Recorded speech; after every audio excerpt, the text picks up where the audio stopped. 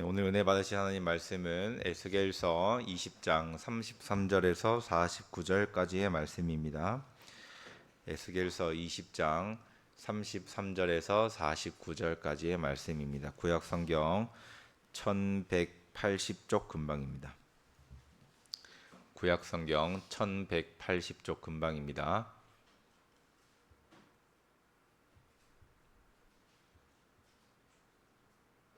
네, 다 찾으셨으면 저희 긴 본문입니다. 같이 천천히 읽겠습니다. 주 여호와의 말씀이니라. 내가 나의 삶을 들고 맹세하노니 내가 능한 손과 편팔로 분노를 쏟아 너희를 반드시 다스릴지라. 능한 손과 편팔로 분노를 쏟아 너희를 여러 나라에서 나오게 하며 너희의 흩어진 여러 지방에서 모아내고 너희를 인도하여 여러 나라 광야에 이르러 거기에서 너희를 대면하여 심판하되 내가 애굽 땅 광야에서 너희 조상들을 심판한 것 같이 너희를 심판하리라. 주 여호와의 말씀이니라. 내가 너희를 막대기 아래로 지나가게 하며 언약의 줄로 매려니와 너희 가운데에서 반역하는 자와 내게 범죄하는 자를 모두 제하여 버릴지라. 그들을 그 머물러 살던 땅에서는 나오게 하여도 이스라엘 땅에는 들어가지 못하게 하리니 너희가 나는 여호와인 줄을 알리라. 주 여호와께서 이같이 말씀하셨느니라. 이스라엘 족속아, 너희가 내 말을 듣지 아니하려거든 가서 각각 그 우상을 섬기라. 그렇게 하려거든 이후에 다시는 너희 예물과 너희 우상들로 내 거룩한 이름을 더럽히지 말지니라. 주 여호와의 말씀이니라. 이스라엘 온 족속이 그 땅에서 있어서 내 거룩한 산 곧 이스라엘의 높은 산에서 다 나를 섬기리니 거기에서 내가 그들을 기쁘게 받을지라. 거기에서 너희 예물과 너희가 드리는 첫 열매와 너희 모든 성물을 요구하리라.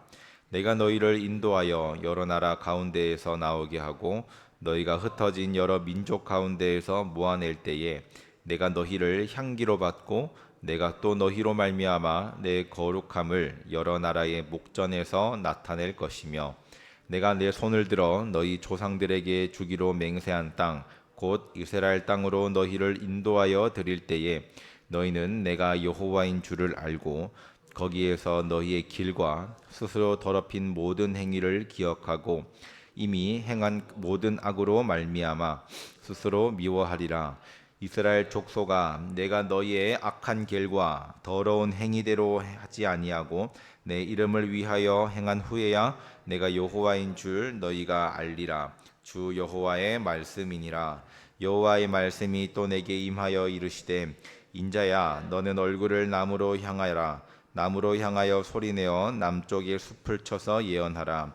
남쪽의 숲에게 이르기를 여호와의 말씀을 들을지어다. 주 여호와께서 이같이 말씀하셨느니라. 내가 너희 가운데에 불을 일으켜 모든 푸른 나무와 모든 마른 나무를 없애리니 맹렬한 불꽃이 꺼지지 아니하고 남에서 북까지 모든 얼굴이 그슬릴지라. 혈기 있는 모든 자는 나 여호와가 그 불을 일으킨 줄을 알리니 그것이 꺼지지 아니하리라 하셨다 하라 하시기로 내가 이르되 아하 주 여호와여 그들이 나를 가리켜 말하기를 그는 비유로 말하는 자가 아니냐 하나이다 하리라. 아멘. 우리가 다 하나님 말씀을 다 접하고 또 다 듣습니다. 여러 가지 SNS나 혹은 이렇게 교회에 나와서 혹은 그 성경을 스스로 읽으면서 하나님 말씀을 다 접하는데 하나님 말씀을 듣고 또 귀로 듣고 눈으로 읽고 또 복음을 전하는 많은 상황 가운데에서 우리가 복음을 접할 때에는 두 가지의 반응이 있습니다. 하나는 그 복음으로 말미암아 자기의 생각을 바꿉니다. 그리고 나머지 하나는 그 복음으로 말미암아 그 복음을 멸시합니다. 그 두 가지의 반응이 나타나는데 똑같은 복음이에요. 똑같은 메시지고 똑같은 하나님의 말씀인데 반응을 다르게 나타납니다. 모태 신앙인들의 가장 이게 없어야 될 문제가 뭐냐면 모태 신앙은 정말 축복받은 하나님의 선택받은 자입니다. 어려서부터 하나님이라는 존재를 알 수가 있고 교회라는 곳을 자연스럽게 어떻게 보면 습관적으로라도 나올 수 있는 좋은 기회입니다.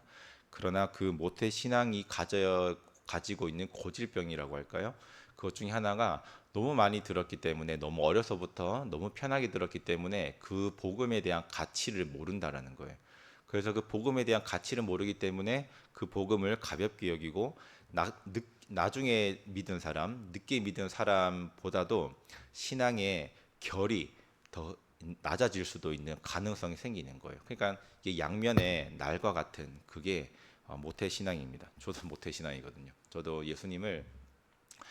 어, 예수님을 만났다는 것과 예수님을 내가 주인으로 섬긴다는 것은 조금 다른 것 같아요. 저는 중학교 1학년, 2학년 때 예수님을 경험했다라고 생각이 들어요. 그런데 내 신앙의 틀을 잡고 내가 신앙을 인격적으로 한 단계 한 단계 갖춰 나가는 것은 26살, 5살, 4살 뭐 군대 갔다 와서 어쨌든 그때였었거든요. 그 전에 하나님과 교회와 또 예수님의 이런 존재와 이런 가치는 알고 있었어요. 그런데 그게 내 마음속과 내 인생 가운데에서 이게 뭐라 해야 될까? 이게 내재되어서 나오지는 않더라고요. 그런데 25살 청주에 있을 때 그때부터 제 신앙이 점점 예수님이라는 존재를 부인할 수 없게 되고 눈으로 보이지 않지만 실제 계시는 분이고 또 마음속으로 믿어지는 게 26살, 5살 이때였던 것 같고 그리고 그러면 그러한 존재와 또 그분을 내가 어떻게 섬겨야 될지를 체계적으로 좀 성경을 읽으면서 배웠던 게 한 28살부터 이때였던 것 같아요. 오늘 그 본문은 이와 같은 제가 앞서 말씀드린 그러한 뉘앙스를 담고 있습니다. 제목도 마찬가지로 동일한 하나님의 말씀인데 두 가지의 반응과 또 태도가 나타나요. 오늘 본문은 두 단락으로 나뉘는데 33절과 34절까지는 내용이 일단은 회복입니다.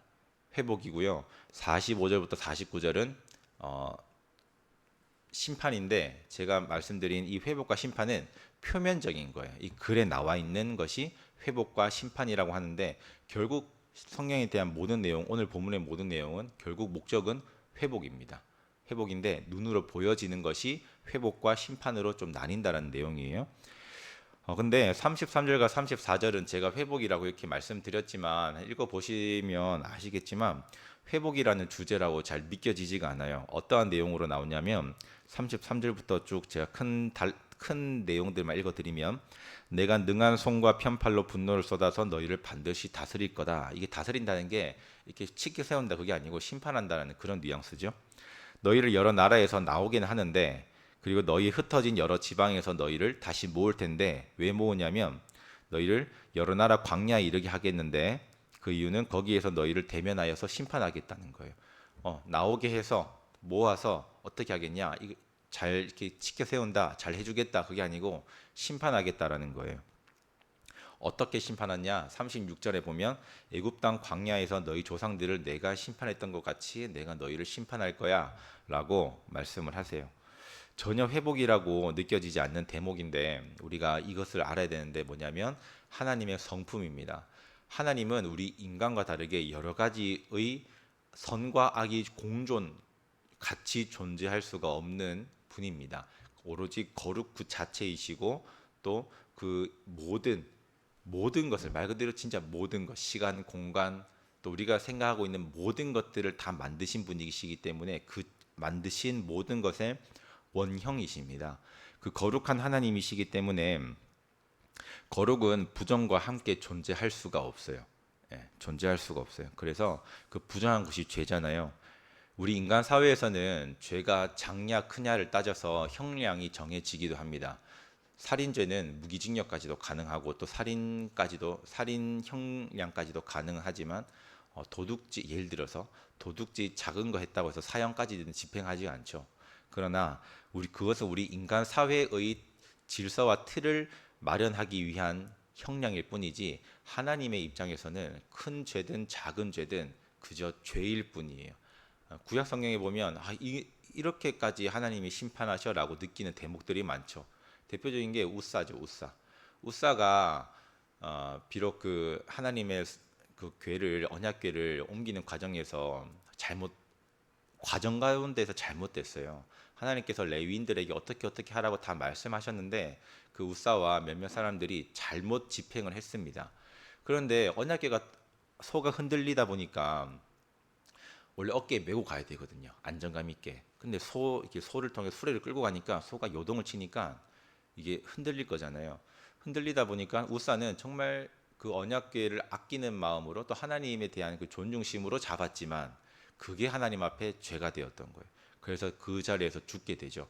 그렇처럼 하나님께서는 죄에 대해서는 우리의 생각과는 다르다라는 거예요. 어떻게 보면 또 신약에서는 예수님을 배반했던 베드로였지만 그 죄를 용서받았잖아요. 그것처럼 죄에 대한 경중은 우리 인간 사회에서는 있지만 하나님 입장에서는 죄에 대한 경중이 중요한 게 아니에요. 죄가 있느냐 없느냐를 따지는 게 하나님의 입장입니다. 자, 그런 상황에서 회복은 죄에 대한 책임을 묻는 것에서부터 시작이 됩니다. 어제도 말씀드렸다시피 죄는 용서받을 수 있지만 그 죄에 대한 흔적은 반드시 남아요. 제가 이 흉터를 말씀드리면서 말씀드렸죠. 죄에 대한 흉터는 반드시 남아요. 그게 오늘 본문에도 나오는데 그 부분 나중에 설명하고, 우리의 죄의 대가는 죽음과 사망입니다. 그 죄에 대한 죽음과 사망을 또 대가를 예수님께서 십자가에 매달려 내 이름표 달고 죽으셨기 때문에 내 죄에 대한 대가를 대신 치러주신 거예요. 내가 치르지 않을 뿐이지 그 죄에 대한 대가를 예수님께서 치러주셨다는 것을 믿는 것이 우리의 회복의 시작입니다. 왜냐하면 그래야 죄를 짓게 하는 존재가, 우리가 죄를 짓는 것 같지만 죄를 짓게 하는 존재는 눈에 보이지 않는 마귀 사단입니다. 그 마귀 사단의 역사가 우리를 죄짓게 하는데 그 마귀가 없어야 우리가 하나님께서 만드신 그 창조의 원형인 죄 없는 상태가 되는 겁니다. 그래서 마귀를 없이 하기 위해서는 반드시 십자가에서 예수님께서 피 흘려 죽으실 수밖에 없던 거예요. 왜냐하면 창세기에서 그렇게 하나님께서 말씀하셨기 때문에 그 예수님께서는 그 창세기의 말씀을 이루기 위해서 그렇게 죽으실 수밖에 없는 거예요. 그냥 돌 맞아 죽는 게 아니고 그냥 뭐 죄송한 표현이지만 객사에서 죽는 게 아니고 다른 방법으로 죽는 게 아니라 십자가에 매달려 죽어야 된다라는 그 하나님의 말씀이 있기 때문에 예수님께서는 그렇게 죽으실 수밖에 없는 거예요. 하나님의 심판은 어느 집단이나 공동체의 덩어리체로 이렇게 막 임하는 것이 아니에요. 하나님의 심판은 개인적으로 임합니다. 그 개인이 모여서 집단이 되긴 하지만 개인적으로 임합니다. 그래서 불의한 사람들 중에 의인이 있다라면 그 의인을 하나님께서는 따로 분리해 내시고 나서 그 불의한 자들을 따로 심판을 하십니다. 아브라함의 조카도, 아브라함의 기도를 말미암아 아브라함의 조카도 그 소돔과 고모라에서 일단 빠져나왔던 것을 우리가 생각할 수가 있죠. 그게 하나님의 성품 중에서 공의입니다. 공의. 공의 하나님이시기 때문에 의로운 자와 불의한 자를 같이 심판하지 않으시고 반드시 어떠한 사건과 과정을 통해서건 분리시켜 놓으십니다. 그 다음에 하나님께서 심판하시는 게 하나님의 성품인데, 마찬가지로 오늘 37절에 보시면 하나님께서도 이스라엘 백성들을 구분을 해 놓으십니다. 어떻게 하시냐면 37절에 보시면 내가 너희를 막대기 아래로 지나가게 하며 언약줄로 매려니와 내가 너희 가운데에서 반역한 자와 내게 범죄한 자를 모두 제하여 버릴지라. 이게 어떤 내용이냐면 중동에 목자 양을 치는 목자들이 어떠한 습관이 그 관습이 있었냐면 목자가 양떼를 우리 안으로 집어넣잖아요. 그럴 때 그냥 가라라고, 뭐 지금은 그렇게 가라라고 했다는데 중동 시절 옛날에는 어떻게 했냐면 이제 목자가 막대기 있잖아요. 그 막대기를 하나하나 이렇게 양들 높이만큼 다 내린답니다. 그래서 이게 한 마리 한 마리를 다 체크했대요. 인원수를 체크를 해야 되니까. 그래서 양들을 지팡이 아래로 지나가게 해서 검사하고 뭐 질병이 있는지 어디 상했는지 뭐 뜯겼는지 이렇게 구분을 하고 하는 것처럼 막대기 아래로 지나가게 하고 또 막대기 아래로 지나간 양들을 줄로 묶었다. 이게 상징적인 표현인데 이렇게 우리 안으로 들어가잖아요. 그래서 줄로 묶었다라고 표현하는데 오늘 본문에서는 37절에 언약의 줄로 메었다 이렇게 표현을 하는 거죠. 즉 의로운 자를 따로 구분시켰다라고 보시면 돼요. 백성들 가운데 불의한 자들을 제거해서 하나님께서는 정결한 공동체를 만들기 원하셨습니다. 그 가운데에 있어야 되는 것이 바로 불의를 제거하는 심판이라는 거예요. 우리도 내 삶에서 예상하지 못하고 또 반갑지 않은 또 예상하지 못해서 큰 피해가 있는 사건과 사고들이 참 많이 있습니다. 참 저는 34살밖에 안 살았지만 어른들 보면 그런 걸 느끼더라고요. 참 인생이 쉽지 않은 가운데에서 참 이게 대단하게 사셨구나라는 것을 느낍니다. 그리고 어느 또 사람 또 어른들과 대화를 하다 보면 이런 게 느껴져요. 이제 용어는 관록이라고 하죠.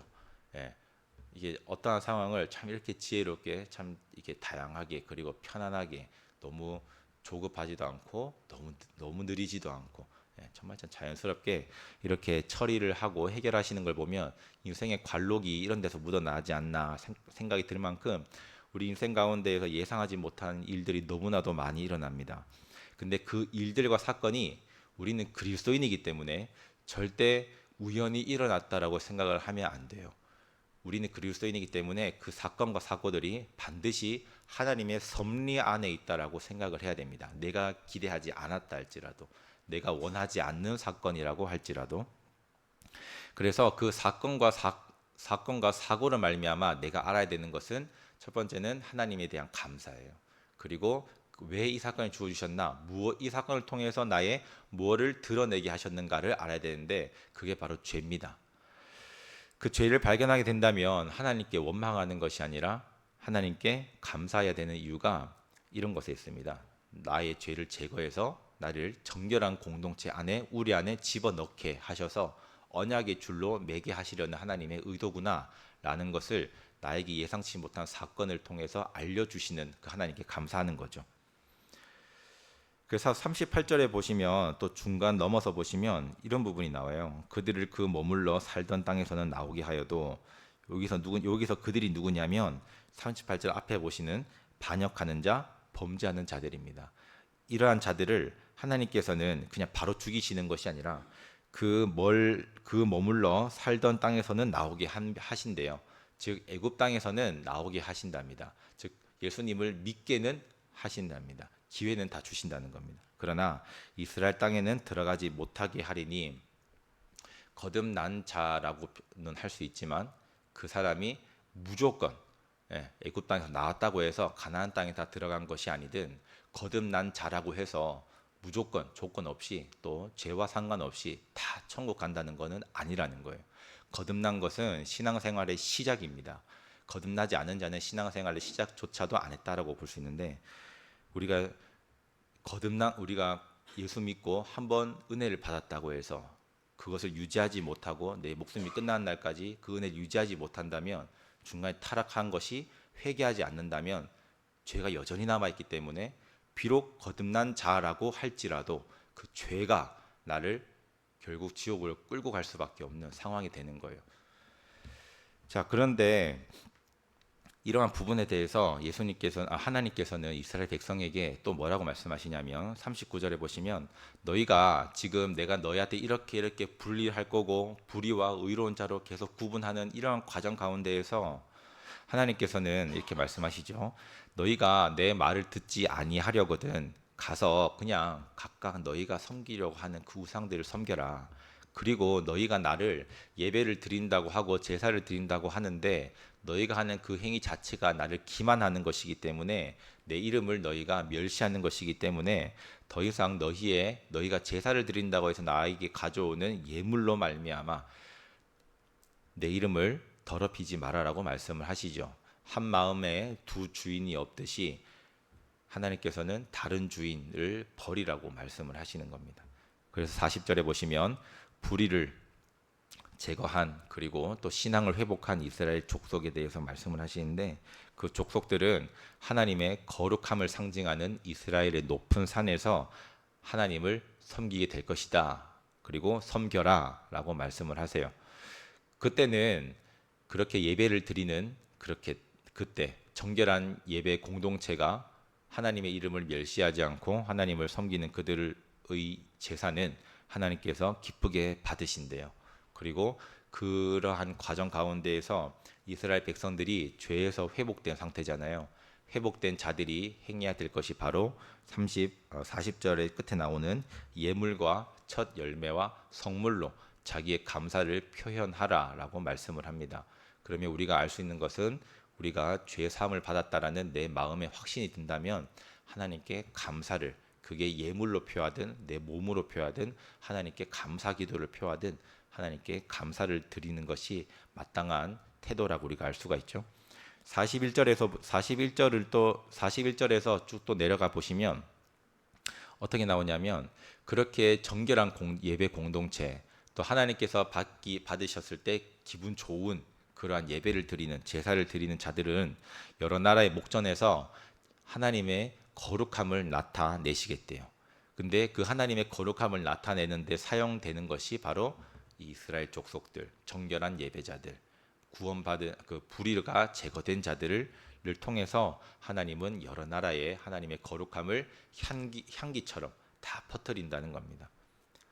그리고 42절에 결국 내가 그러한 정결한 예배 공동체, 불의를 제거한 자들, 죄를 없이 하는 자들을 어떻게 하시냐면, 결국에는 애굽 땅에서 나오게 하는 것으로 끝나는 것이 아니라 가나안 땅으로 드리겠다라는 거예요. 지금으로 말하면 그 사람이 죽었을 때 결국 내가 그 영혼을 천국으로 끌고 가겠다라고 말씀을 하는 겁니다. 그때에 그렇게 믿음을 가지고 모인 예배 공동체들, 또 하나님에 대한 이름을 인정하는 자들이 모인 그 예배 공동체가 하나님께 온전한 제사를 드렸을 때 그들이 얻는 것이 뭐냐면 43절과 44절인데, 이 부분은 제가 마지막에 설명을 해드릴게요.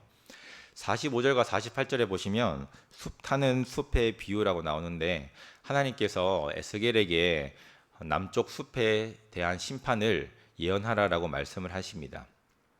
숲에 불이 나면 살아있는 나무든 죽은 나무든 가리지 않고 다 태워버리죠.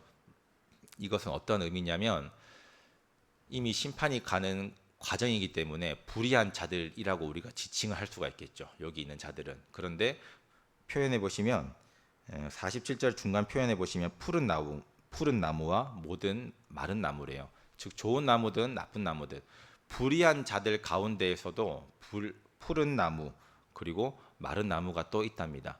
이렇게 생각할 수 있을 것 같아요. 재물이 많은 자, 권세가 있는 자, 힘이 있는 자, 명예가 있는 자, 그리고 자기가 떵떵거리면서 잘 사는 자, 그들이라 할지라도 하나님의 심판은 반드시 불처럼 임하며 모든 것이 다 탄답니다. 그리고 그 불을 일으킨 분이 여호와이시기 때문에 그 불을 끌 자가 없다라는 거예요. 그런데 이 심판은 제가 말씀드렸죠. 오늘 본문 전체는 결국은 회복입니다. 이게 심판으로 보이지만 아까 말씀드린 것처럼 회복을 하려면 심판이 우선시 돼야 되는 거예요. 그래서 이게 분명한 심각한 재앙으로 보이지만 회복을 위한 불의를 제거하기 위해서 필요한 과정인데, 이러한 내용을 에스겔을 통해서 말씀을 하시는데 하나님은 심각하세요. 왜냐하면 우리가 이걸 글로 읽지만 하나님께서 지금 에스겔에게 말씀하실 때 어떠한 마음으로 말씀하실지 생각해 보면 심각하시죠. 왜냐하면 자기가 창조한 인간, 그리고 자기가 선택한 민족, 그리고 자기가 선택한 민족들 가운데에서 죽으면 뻔히 아는 지옥에 갈 이 불의한 자들에게 말씀하시는 건데, 이 불의한 자들에게 이 말씀을 에스겔을 통해서 들려주고 하나님께서 원하시는 것은 빨리 회개하고 돌이켜야 너희가 살 수 있다라는 그 살리려고 하시는 그 하나님의 마음인데, 그들의 반응은 뭐냐면 49절에 보시면 에스겔에게 대해서 너는 그저 평소처럼 비유로 말하는 자가 아니냐라고 얘기를 하는 거예요. 정작 심판의 당사자들은 심각하지 않았던 거예요. 그리고 그 심각한 태도를 듣지 않았던 자들의 결과는 반드시 하나님께서 그 이름을 멸시한 대가로 심판을 하십니다. 근데 아까 제가 나중에 말씀드리겠다라고 말씀드린 43절과 44절은 제가 읽어드릴게요. 거기에서 너희의 길과 너 스스로 더럽힌 모든 행위를 기억하고 이미 행한 모든 악으로 말미암아 스스로 미워하리라. 이스라엘 족속아, 내가 너희의 악한 길과 더러운 행위대로 하지 아니하고 내 이름을 위하여 행한 후에야 내가 여호와인 줄 너희가 알리라. 주 여호와의 말씀이니라. 이게 하나님의 말씀을 들은 자의 태도입니다. 말씀을 들으면 내가 죄를 인정을 해야 되고 회개해야 되는데, 회개하는 가운데에서 43절과 44절과 같이 내 행위가 모두 나 스스로를 더럽힌 모든 행위가 기억이 나요. 그리고 그 행한 악으로 말미암아 자기 스스로 너무 비참해지고 자기의 이런 육적이 자기의 영혼을 망가뜨리는 이 육적인 정욕과 이런 것들이 참 미워지기 시작합니다. 그리고 그 행위, 그 더러운 행위를 어떻게든 내가 회개하려고 발버둥 치는 게 말씀을 들은 회개하는 자의 태도입니다.